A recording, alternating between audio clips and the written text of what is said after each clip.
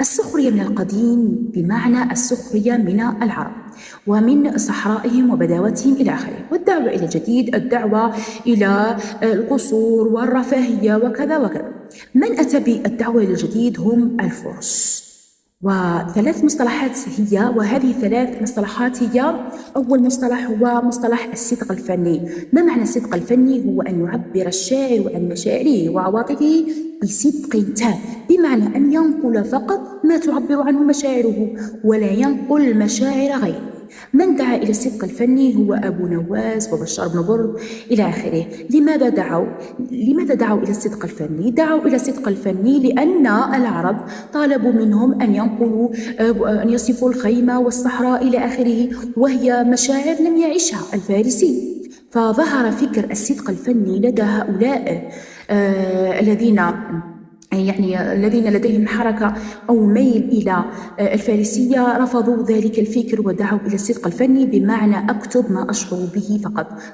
بماذا يشعر الفرس؟ يشعرون الفرس بالحياة الرفاهية وبالخمر مثلا، بملذات الحياة. قالوا يجب أن يتضمن شعرنا هذا الموضوع. من ثاني المصطلحات هي مصطلح الشعوبية. من أتى بهذا المصطلح؟ أتى به أيضا الفرس. الشعوبية هي حركة فكرية ظهرت في العصر العباسي.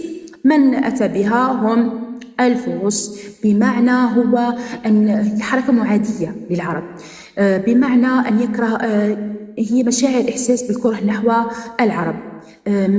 من أوجدها هم المولدون. ما معنى المولدون؟ هم الذين لديهم اختلاط في الجنسية، مثلا أب فارسي أو أم عربية أو العكس. هؤلاء المولدون شعروا بأن العرب متميزين عنهم جدا وأنهم يفقهون الشعر والدين إلى آخره، أرادوا أن تكون لهم مكانة في الدولة العباسية، فدعوا إلى مصطلح الشعوبية أو الميل إلى الأصل، وهي كما قلت حركة فكرية معادية للعرب. من بين المصطلحات أيضا هو مصطلح المجون والزندقة، وهما مصطلحان ظهر في العصر العباسي. من أوجد هذان المصطلحان هم الفرس. ما معنى المجون؟ المجون هو مصطلح اجتماعي، يعني الخروج عن كل ما هو أخلاقي، يعني الميل إلى ملذات الحياة، شرب الخمر، اللهو إلى آخره. إذا المجون شاع في العصر العباسي وهو مصطلح سلبي لا يتوافق مع أفكار العرب المسلمين إلى آخره. ثانيا الزندقة هي حركة فكرية، هي حركة دينية. ما معنى دينية؟ هي الخروج عن الدين والإلحاد إلى آخره. من أتى بها أيضا هم الفرس.